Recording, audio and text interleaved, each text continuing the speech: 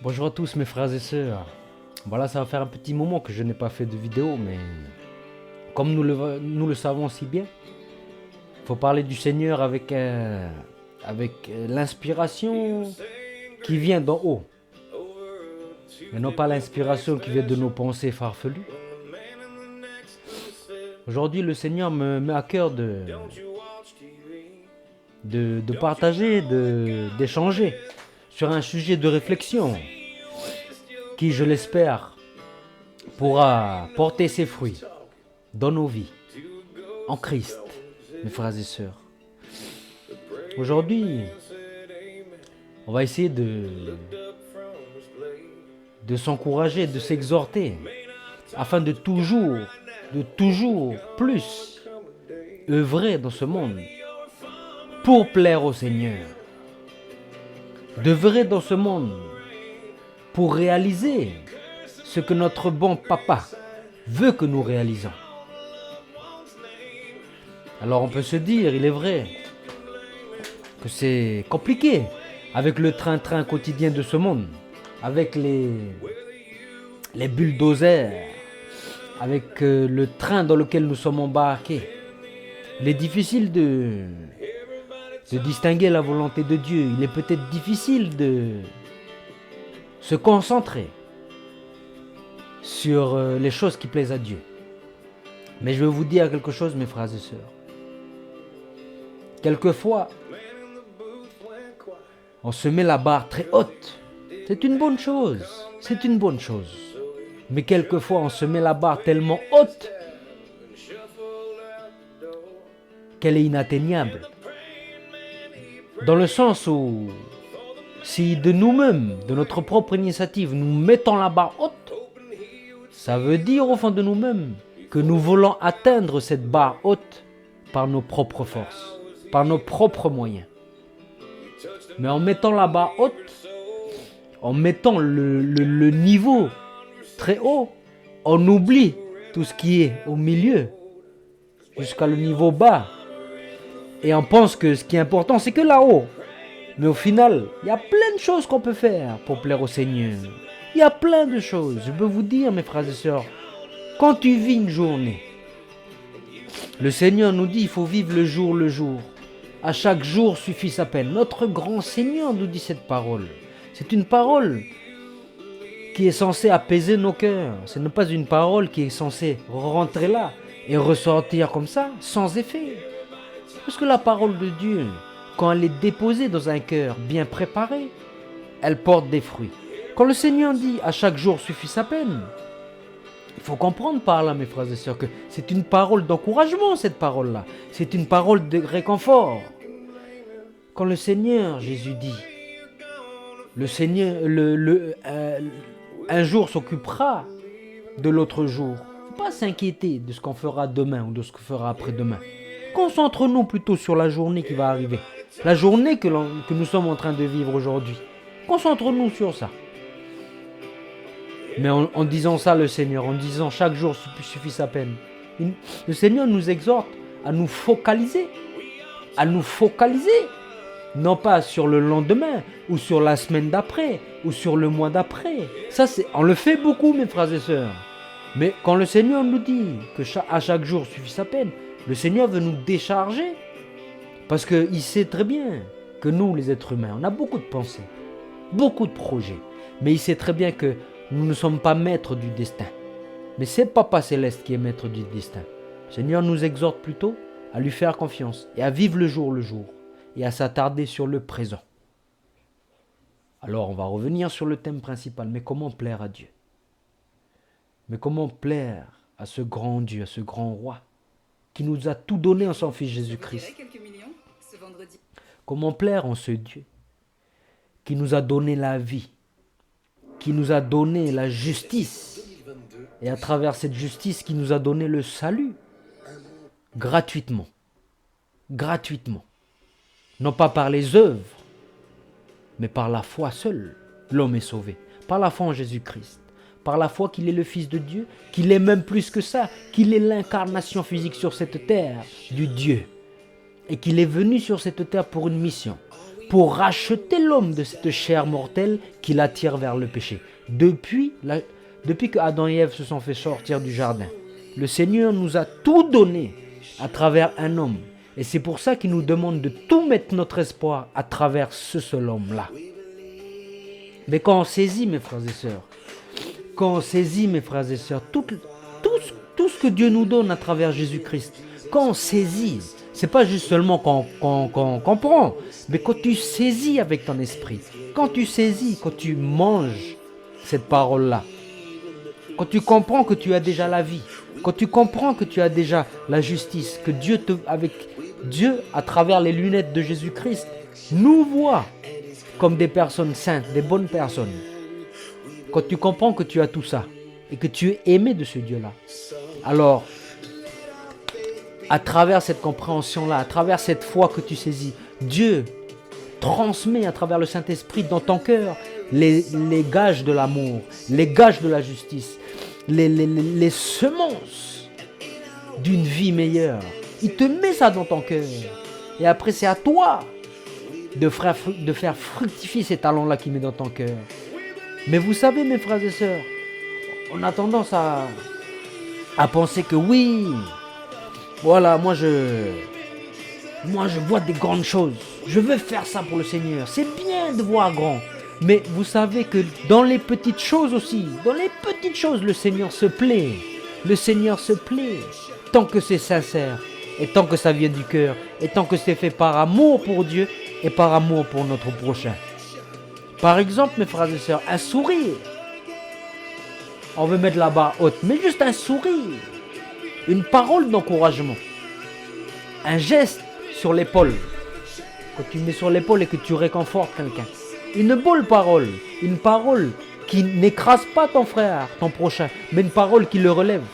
Quand tu vois qu'il est dans la boue, tu vas le voir. Tu lui demandes, ça va? Comment ça va? Il va te parler de son souci.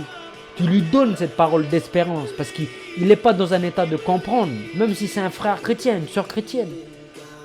Faut pas se dire, mais il est chrétien, pourquoi il est enfant de Dieu? Pourquoi il est déçu comme ça? Qu'est-ce qui lui arrive? Non, justement, le Seigneur te met sur son chemin afin qu'à travers toi, le Seigneur puisse agir. Laisse Christ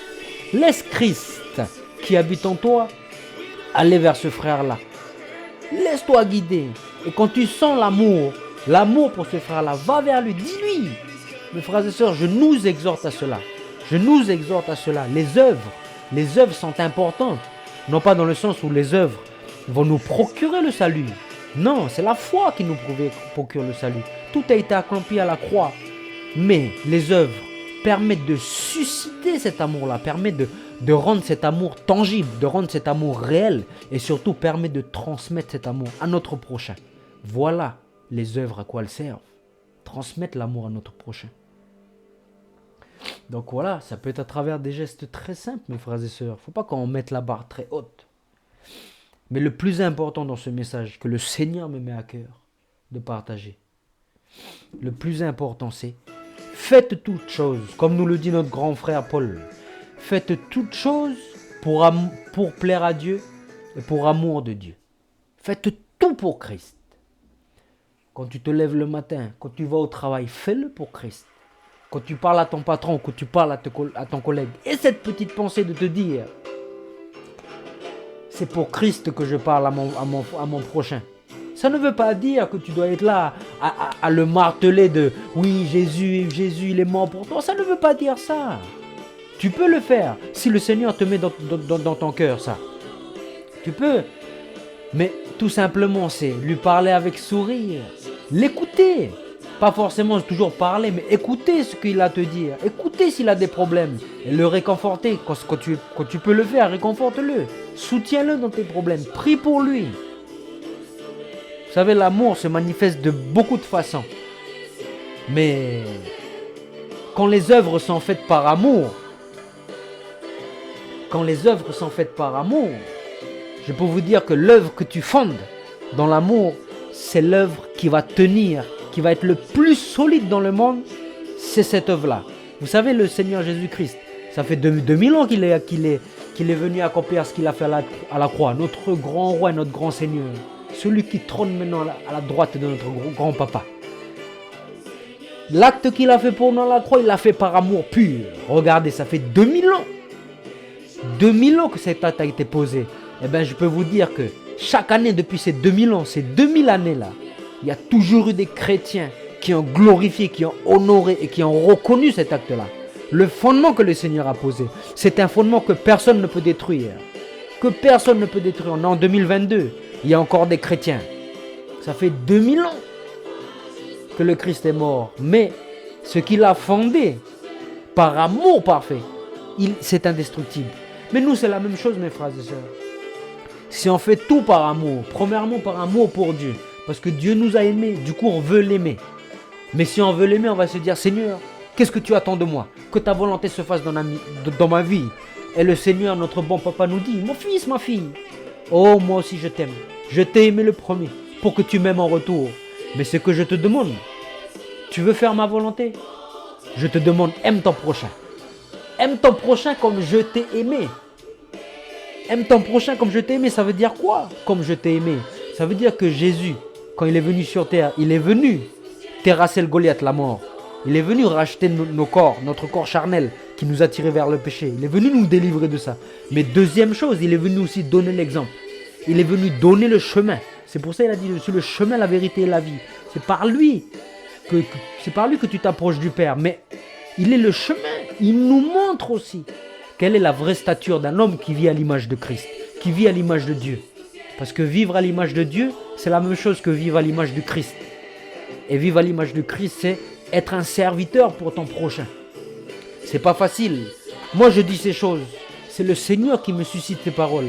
Mais moi-même, des fois, je ne fais pas. Je ne vis pas à l'image de Christ. Je ne laisse pas Christ en moi habiter pleinement en moi. Et je vis à l'image de Brandon. À l'image encore de l'ancien Brandon. Et ça switch entre l'image de Christ et l'image de Brandon. L'image de Christ, l'image de Brandon. Il y a un moment donné, le Seigneur va nous établir dans la stature parfaite. Mais c'est normal aujourd'hui qu'on switch. C'est normal. Ça nous permet aussi de nous humilier. Et de nous rendre compte que de ne pas nous enorgueillir, de dire je suis parfait, j'ai l'image de Christ, c'est moi le vrai. Non. Le Seigneur, quand il nous laisse tomber, il nous laisse chuter, c'est pas qu'il veut que nous chutons, c'est qu'il veut aussi nous laisser un certain stade d'humilité. Parce que c'est important l'humilité. Il faut marcher avec humilité avec Dieu. Donc voilà mes frères et sœurs, ce petit message aujourd'hui c'était pour nous exhorter aux bonnes œuvres. Pour nous exhorter, non pas pour le salut, mais pour rayonner l'amour qui est en nous. Voilà, ces œuvres-là, ça peut être quelque chose de très simple. Il ne faut pas viser haut. Il faut viser haut, il faut avoir les idées très loin. Mais il faut commencer petit. Petit à petit, l'oiseau fait son nid. Ah, mes frères et sœurs, soyez grandement bénis. Vous savez, le Seigneur, il a tout montré. Il a tout montré, le Seigneur. Il était là-haut, il est descendu, il s'est dépouillé, il a pris ce corps. Mes frères et sœurs, il a pris ce corps charnel. Il s'est humilié et il s'est fait serviteur pour nous tous. Voilà l'homme parfait en Christ. C'est l'homme qui s'humilie. Nous sommes libres. Vous savez, nous sommes libres. L'apôtre Paul dira, notre grand frère Paul dira, je peux tout faire, tout m'est permis, mais tout n'est pas utile. L'homme, je vais vous dire une chose, l'homme chrétien, l'homme enfant de Dieu, qui saisit à travers le Christ l'amour de Dieu, le Père notre Créateur. Celui qui saisit pleinement tout ce que engendre la foi, tous les dons que Dieu nous donne, celui qui reçoit ça, qui saisit pleinement ça, qui saisit pleinement la grâce de Dieu le Père, c'est l'homme le plus libre sur terre. C'est l'homme le plus libre. Il est libéré de toutes les chaînes de l'esclavage. Il est libéré du regard de l'autre. Il est libéré du regard des parents. Il est libéré du regard des amis. Il est libéré du regard des inconnus. Il est libéré de la mode de ce siècle. Il est libéré de moi, je dois me faire beau, machin, pour être... Non, il est libéré de tout ça. Il est affranchi de tout. Mais il est esclave de Dieu. Mais il ne faut pas avoir une vision négative sur ce terme-là. Esclave de Dieu, c'est le plus beau don, c'est le plus beau cadeau que Dieu nous donne. Parce qu'être esclave de Dieu, c'est se soumettre à quelqu'un qui veut que du bien pour nous. C'est se soumettre à celui qui nous a aimés d'un amour inestimable. Donc être esclave de Christ, être serviteur de Christ, c'est la plus belle chose que l'on peut mériter sur cette terre. Oh mes frères et sœurs, Christ est grand. Christ est grand. Celui qui siège en haut, il est très grand. Il est très bon, il est très grand, il est très juste, il est très saint. Et il nous donne tout ça. Il nous donne la grandeur, il nous donne la sainteté, il nous donne l'amour, il nous donne la justice. Il nous donne avec abondance. Alors recevons avec un cœur sincère et pur. Recevons cette grâce-là, saisissons avec l'humilité. Avec le moyen de l'humilité. Comprenons. Arrêtons d'être entêtés sur nous-mêmes. Arrêtons de vouloir faire les choses de nous-mêmes. Arrêtons de vouloir toujours que tout se ramène à nous-mêmes. Parce que vous savez, ceux qui ne connaissent pas Dieu, il y a beaucoup de personnes qui font de très belles choses. Qui ne sont pas enfants de Dieu encore, mais qui font de très belles choses. Elles aident leurs prochains. Elles font beaucoup de choses. Elles sont gentilles, elles sont rigolotes. Elles expriment de la joie. Il y a beaucoup de personnes comme ça. Il ne faut pas mentir, il ne faut pas nier. En tant qu'enfant de Dieu, on le voit. Ils ne connaissent pas Christ, ils ne connaissent pas Dieu. Mais on voit des personnes qui ont un cœur énorme. Je ne dis pas que c'est hypocrite. Il y a des personnes qui sont sincères. Mais le problème, mes frères et sœurs, le problème dans tout ça, c'est qu'il faut faire très attention. Parce que lorsque tu n'as pas Christ, l'homme qui n'a pas Christ, c'est un homme ou une femme, qu'il le veuille ou non, qui est centré sur lui-même. Même s'il a un cœur très grand à aimer les autres, même s'il a un cœur énorme à aimer son prochain, et il fait les choses par amour pour son prochain. Mais le problème, c'est que tout ce qu'il fait par amour pour son prochain, ok, c'est pour son prochain, c'est pour l'aider. Mais au final, il ne peut pas mentir à soi-même. C'est que quand il va recevoir des remerciements, quand il va recevoir des compliments, quand les gens vont voir son œuvre, et quand les gens vont dire, cette personne-là, mais c'est une bonne personne. Ne nous voilons pas la face. Cette personne-là, même si elle fait par amour, mais si elle ne connaît pas Christ, elle va prendre pour elle ses remarques, ses bonnes remarques, et elle va enfler. Un peu de levain fait lever toute la pâte, dit la parole, dit la Bible.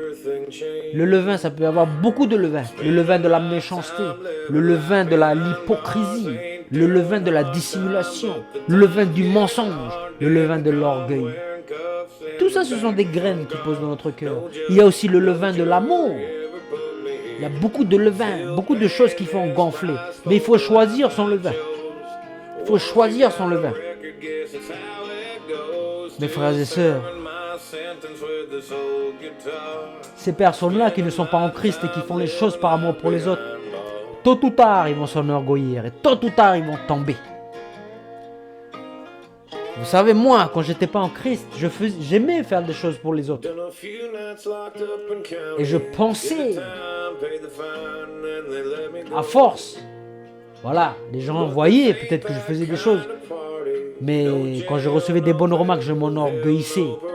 Je ramenais tout vers moi. Et je me considérais comme une personne bien, comme une bonne personne. Je me considérais comme quelqu'un de supérieur aux autres. Voilà le piège à ne pas tomber. Mais lorsque tu es en Christ et lorsque tu es enfant de Dieu, lorsque tu as saisi que toutes tes œuvres ne permettront rien, ne vont pas t'emmener vers le salut, quand tu comprends que Dieu te donne son amour sans que tu n'aies fait quoi que ce soit, alors tu remets toute la gloire, toute la grâce et toute la magnificence à Dieu le Père. Et quand tu fais une œuvre, quand tu laisses Christ habiter en toi et quand tu fais une œuvre pour ton prochain, et si tu reçois des remerciements, automatiquement tu les redonnes à Dieu. Parce que tu sais que ce n'est pas toi qui agis. Si, c'est toi, c'est ton corps. Mais tu sais que c'est Christ qui te donne la motivation qui habite en toi. Que c'est l'Esprit Saint de Christ qui t'insuffle les bonnes idées pour faire des bonnes choses dans ce monde. Donc quand tu reçois de la glorification, tu te glorifies en même temps que tu glorifies le Seigneur. Et tu redonnes tout ça au Seigneur. Et dans ce cas-là, tu ne peux pas t'enorgueillir. Tu ne peux pas t'enorgueillir parce que tu redonnes toi à Dieu. C'est pour ça, faisons tout par amour pour Dieu, faisons tout pour la gloire de Dieu. N'importe quelle chose que ce soit, mes frères et sœurs, ce message c'est pour nous exhorter. Voilà. C'est pour nous exhorter à tout faire par amour pour Dieu, à tout faire pour ce grand roi des rois. Oh, Jésus-Christ. Ah voilà mes frères et sœurs, c'était ce petit message, un message d'exhortation, un message pour nous inciter aussi aux bonnes œuvres. Voilà, le Saint-Esprit nous incite à travers des paroles, à travers des pensées, mais aussi à travers les paroles des frères et sœurs. Je suis votre frère, vous êtes mes frères et sœurs, donc n'hésitez pas dans vos commentaires aussi, si vous mettez des commentaires, ça me nourrit beaucoup, parce que nous sommes tous en Christ. Et voilà, l'Esprit Saint partage les dons à tout à chacun, mais les dons doivent doivent porter des fruits pour l'autre. C'est pas des dons pour nous-mêmes, c'est des dons pour vous. Moi, les dons que Dieu m'a donnés, c'est pour vous. Les dons que vous avez reçus, c'est pour moi. Et c'est pour ceux qui sont autour de vous. C'est pour l'édification de l'Église, l'épouse du Christ. Voilà mes frères et sœurs. Je vais terminer par une petite louange. Petite louange pour le Seigneur. C'est un chant que j'aime beaucoup, que j'ai entendu là. Que j'ai entendu dans une église. Et que j'ai entendu qu'un pasteur d'une église m'a appris. C'est une vieille chanson apparemment, mais j'aime beaucoup. Allez, bonne louange mes frères et sœurs, on va terminer sur ce petit chant.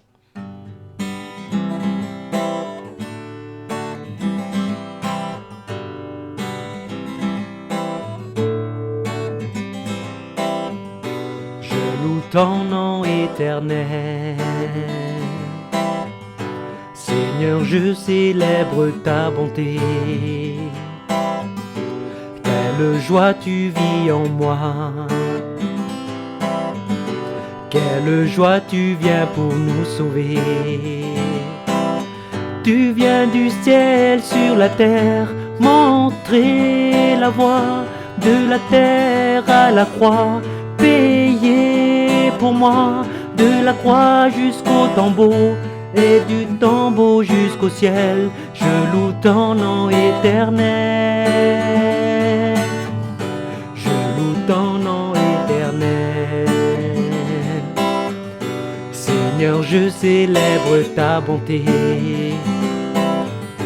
Quelle joie tu vis en moi. Quelle joie tu viens pour nous sauver.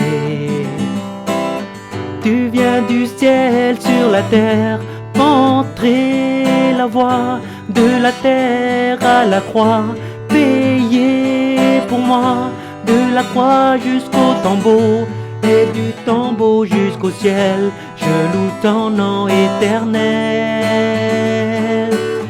Tu viens du ciel sur la terre, montrer la voie de la terre à la croix, payer pour moi de la croix jusqu'au tombeau et du tombeau jusqu'au ciel. Je loue ton nom éternel.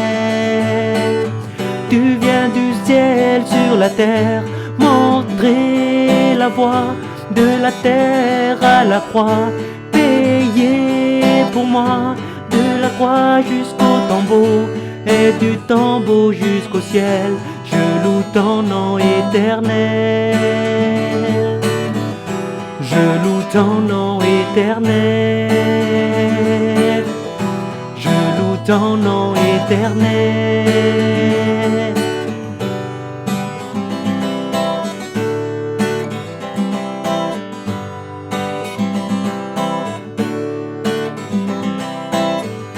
Je loue ton nom éternel. Seigneur, je célèbre ta bonté. Quelle joie tu vis en moi. Quelle joie tu viens pour nous sauver. Seigneur, tu viens sur la terre, montrer la voie de la terre à la croix, payer pour moi de la croix jusqu'au tombeau et du tombeau jusqu'au ciel, je loue ton nom éternel.